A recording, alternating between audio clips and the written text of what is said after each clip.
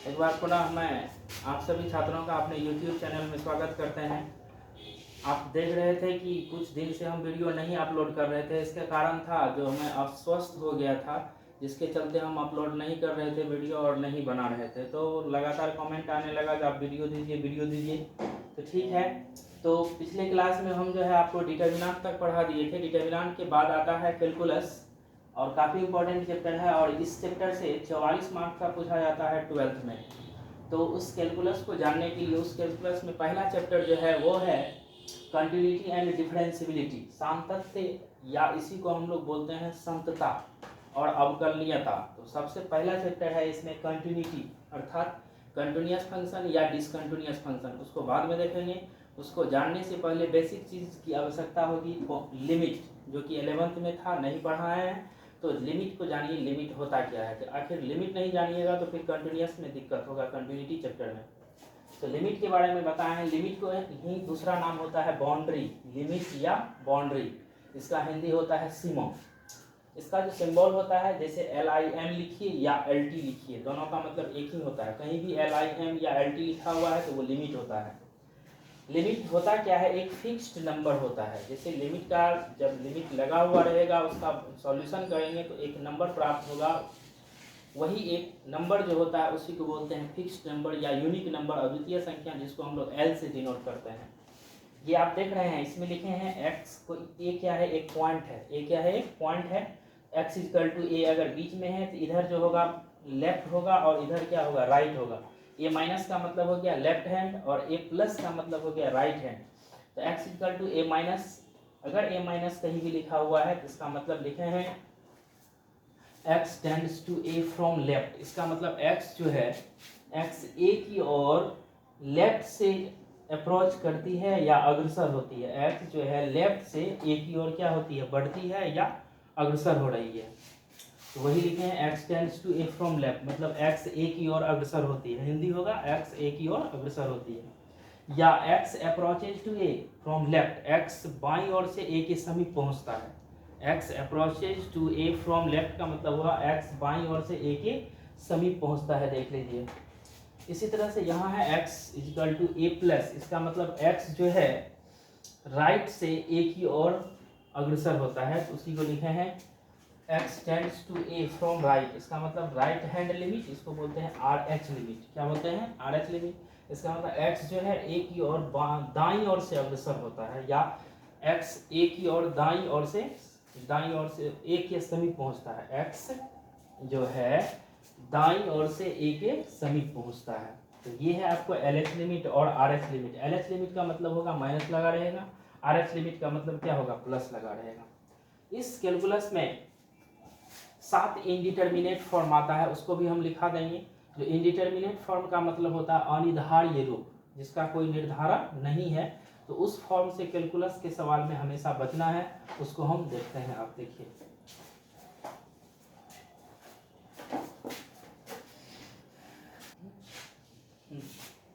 देखिए कैलकुलस का सवाल जब सॉल्व कीजिएगा तो उसमें हमेशा इस इनडिटर्मिनेट फॉर्म से बच के रहना है।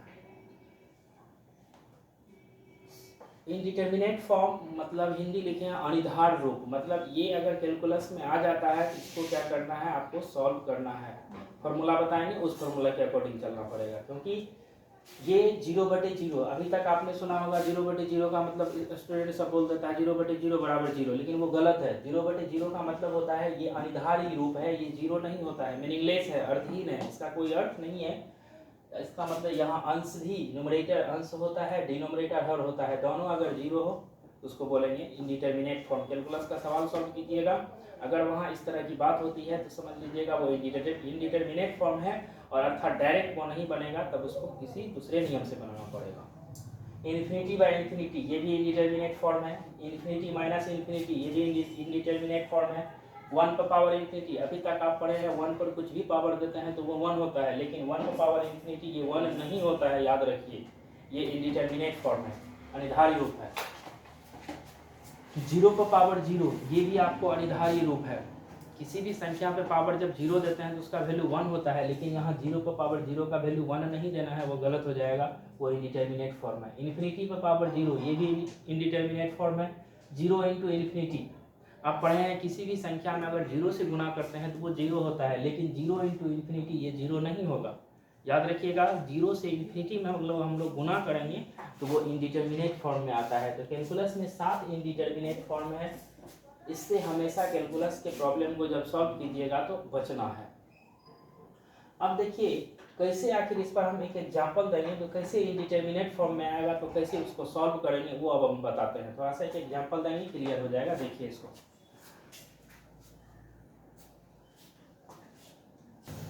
अभी जो इनडिटर्मिनेट फॉर्म पढ़ा है 7 को, उस पर एक सवाल दिए हैं। देखिए हमेशा ध्यान रखना है जो कैलकुलस का सवाल इनडिटर्मिनेट फॉर्म पर नहीं होना चाहिए। जैसे ये सवाल दिए हैं, to solve limit x tends to 2x² - 4/x - 2। तो x टेंड्स टू 2 है, इसका मतलब x किसके ओर अग्रसर हो रहा है, 2 की ओर अग्रसर हो रहा है।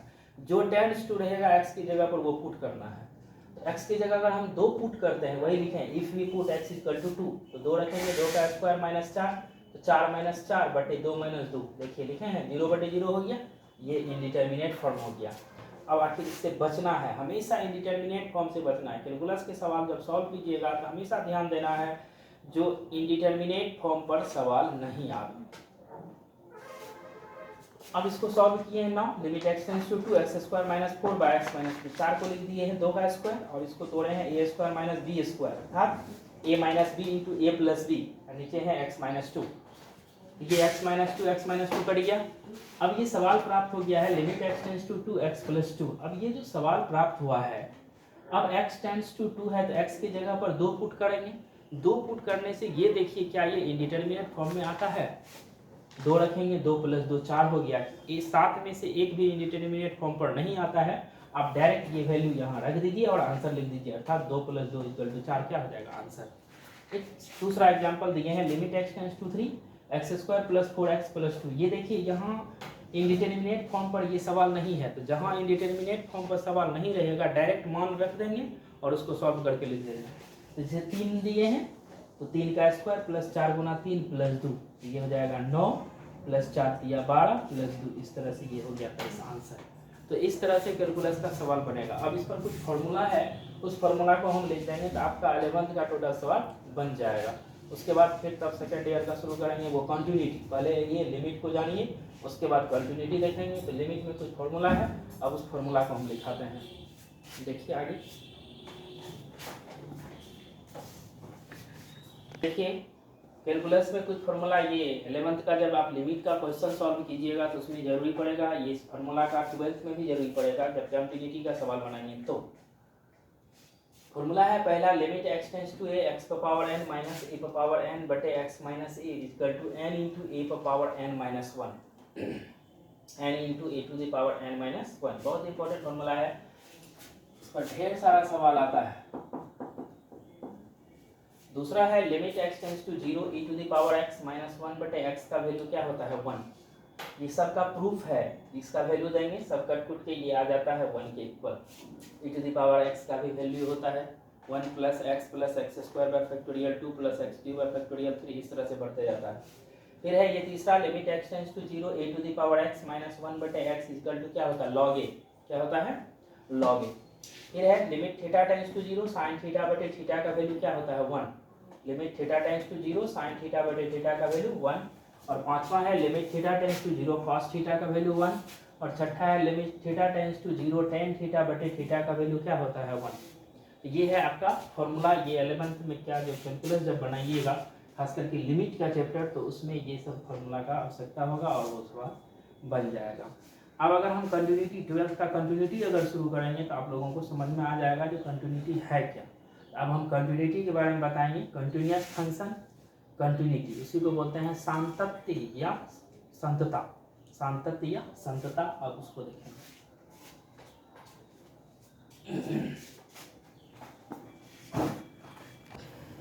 अब है आपको 12th में जो है पढ़ने के लिए कंटिन्यूअस एंड डिसकंटिन्यूअस फंक्शन। तो कहने से ही स्पष्ट होता है कंटिन्यूअस, कंटिन्यूटी, कंटिन्यूअस एकदम लगातार। मतलब किसी भी फंक्शन का ग्राफ बनाइए, अगर उसका ग्राफ कहीं नहीं टूटता है, कहीं ब्रेक नहीं होता है, लगातार रहता है, तो वो कंटिन्यूअस फंक्शन होगा। जैसे ही ब्रेक हो जाएगा, टूट जाएगा, भंग हो जाएगा, तो वो हो जाएगा डिसकंटिन्यूअस फंक्शन। तो बताएंगे ग्राफ के माध्यम से। फिलहाल इसका जो डेफिनेशन है वो देख लीजिए। कंटिन्यूअस फंक्शन, इसी का दूसरा कंटिन्यूटी, इसको दो हिंदी होता है सांतत या संतता। कंटिन्यूअस फंक्शन होता है संतत फलन, डिसकंटिन्यूअस होगा असंतत फलन।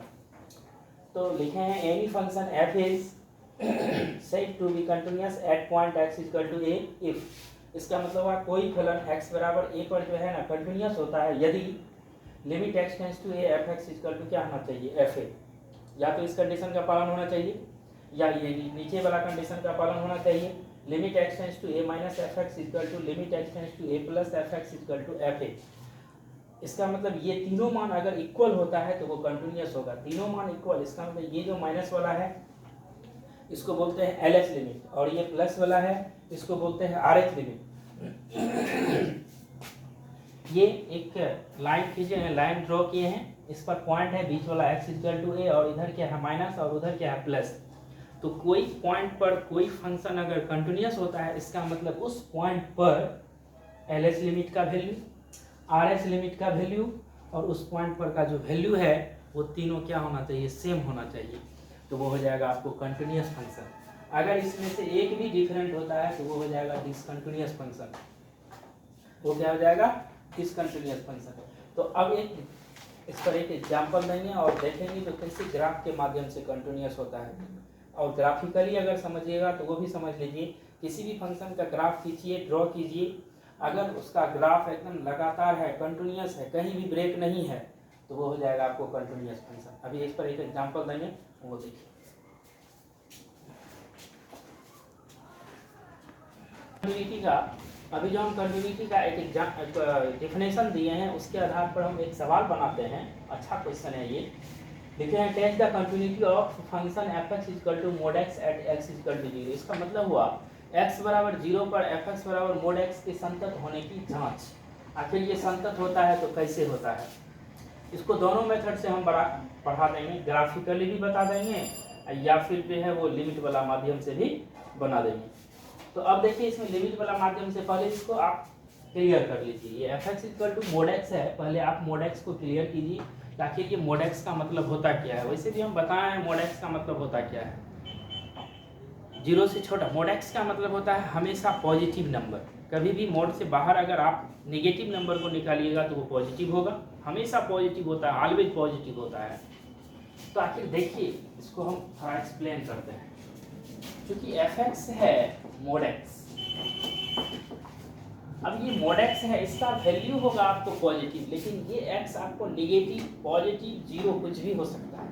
एक्स का वैल्यू नेगेटिव भी हो सकता है, एक्स का वैल्यू पॉजिटिव भी हो सकता है, एक्स का वैल्यू जीरो भी हो सकता है।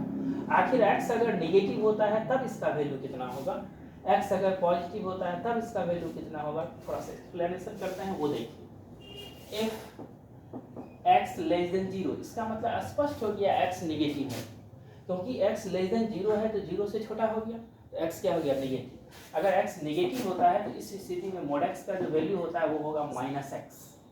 तो अभी आप लोगों के मन में क्वेश्चन उत्पन्न होता होगा, तो अभी आप बोले हैं कि इसका वैल्यू हमेशा धनात्मक होता है, तो फिर आप माइनस कैसे लिख दिए। ये माइनस एक्स पॉजिटिव है, एक्स नेगेटिव है, देख लीजिए। तो नेगेटिव ये एक्स है तो ये माइनस माइनस क्या हो जाएगा, प्लस। फिर देखिए if x is greater than 0 it means that इसका वैल्यू x होगा। If x equal to 0 mod x का वैल्यू क्या होगा, 0 होगा। तो इसको जो क्लियर किए हैं इसके हिसाब से देख लीजिए क्या आता है, f x equal to mod x, और मोड एक्स का वैल्यू आया है ये माइनस एक्स, 0 से छोटा के लिए, प्लस एक्स 0 से बड़ा के लिए, और 0 एक्स इक्वल टू 0 के लिए। अब इस पर देखिए स्पष्ट है, ये x इक्वल टू 0 हो गया, इधर 0 माइनस होगा और इधर क्या होगा, 0 प्लस होगा। तो 0 x इक्वल टू 0 जब है तो ये एफ एक्स इक्वल टू क्या है, 0 है। देख लीजिए फिर से समझ लीजिए इसको, x का वैल्यू अगर 0 है तो एफ एक्स का भी वैल्यू तो 0 है। x का वैल्यू 0, एफ एक्स का वैल्यू 0, वो लिख दिए। 0 माइनस है, 0 माइनस का मतलब 0 से छोटा, तो 0 से छोटा के लिए देखिए क्या है, माइनस एक्स, और 0 प्लस के लिए एफ एक्स का वैल्यू क्या है, प्लस एक्स। 0 से बड़ा के लिए क्या है, प्लस एक्स। अगर ये तीनों वैल्यू सेम आएगा तो कंटिन्यूस होगा, अगर सेम नहीं आएगा तो डिसकंटिन्यूस होगा। आखिर कैसे चेक करेंगे वो देखिए। क्योंकि f0 अगर x का वैल्यू यहाँ 0 देंगे तो f0 का वैल्यू 0 आ गया, आखिर पॉइंट आ गया। अब LH लिमिट निकालना है और RH लिमिट निकालना है। LH लिमिट तो limit x tends to 0 minus formula से fx। देखिए स्पष्ट है, 0 से छोटा के लिए 0 माइनस का मतलब 0 से छोटा के लिए fx का वैल्यू देखिए क्या है, माइनस एक्स। क्या है यहाँ, माइनस एक्स है, तो देखिए यहाँ 0, यहाँ दीजिए माइनस एक्स, फिर x का लिमिटिंग वैल्यू यहाँ 0 देंगे, ये हो गया 0। RH लिमिट इसी तरह से RH लिमिट ये होगा limit x tends to 0 plus fx। जिस तरह उसमें 0 से छोटा के लिए दिए थे उसी तरह इसमें 0 से बड़ा के लिए देंगे। 0 से बड़ा के लिए fx का वैल्यू क्या है, x है। आप दीजिए यहाँ limit x tends to 0x, फिर लिमिटिंग वैल्यू, तीनों मान बराबर हुआ। जैसे ही बराबर हो गया तो ये क्या हो गया, डिसकंटिन्यूअस। क्या हो गया, डिसकंटिन्यूअस। तो यहाँ लिखेंगे clearly limit x tends to 0 minus fx equal to limit x tends to 0 plus fx equal to f0। So fx is continuous, या f भी दे सकते हैं, f is continuous. So f is continuous at x equal to 0। इसका मतलब 0 पर ये क्या है, कंटिन्यूअस। 0 पर क्या है, ये कंटिन्यूअस है। अगर ये तीनों वैल्यू सेम नहीं आता, कोई एक भी सेम नहीं आएगा, डिफरेंट आएगा, तो डिसकंटिन्यूअस हो जाएगा। अब जैसे इसका हम ग्राफ बनाते हैं वो देखिए कैसे कंटिन्यूअस होता है। 11th में भी बताया है इसका ग्राफ।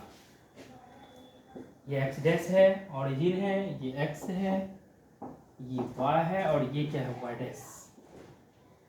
1 2 3 -1 -2 -3, फिर ऊपर भी जाएगा 1 2 3 -1। स्पष्ट है, x का वैल्यू अगर 0 देंगे तो y का वैल्यू क्या होगा, 0। fx ही y होता है, तो ये 0 आ गया। अब 0 से बड़ा के लिए देखिए क्या है, x है। 0 से बड़ा के लिए क्या है, x है। तो अगर x का वैल्यू हम 1 देंगे, यहाँ 1, तो इसका वैल्यू क्या आएगा, 1। 2 देंगे तो 2, 3 देंगे तो 3, 1 देंगे तो 1, 2 देंगे तो 2, 3 देंगे तो 3, 4 देंगे 4, 5 देंगे 5, 6 देंगे 6, बढ़ते जाएगा। अब 0 से छोटा के लिए लेते हैं। 0 से छोटा के लिए क्या है, माइनस एक्स। तो 0 से छोटा के लिए तो वैल्यू भी देना है, -1 -2 -3। अगर -1 देंगे तो माइनस क्या हो जाएगा, +1। -2 देंगे माइनस क्या हो जाएगा, +2। तो -1 देंगे तो क्या होगा, +1। -2 देंगे तो क्या होगा, +2। -3 देंगे तो क्या होगा, +3। ये ग्राफ बन गया आपका। आप इसको मिलाइए, कहीं कलम का नोक नहीं उठेगा। अगर कलम का नोक उठता है तो वो डिसकंटिन्यूअस हो जाएगा, अगर लगातार रहेगा तो वो कंटिन्यूअस होगा। देखिए आप ग्राफ बनाते हैं,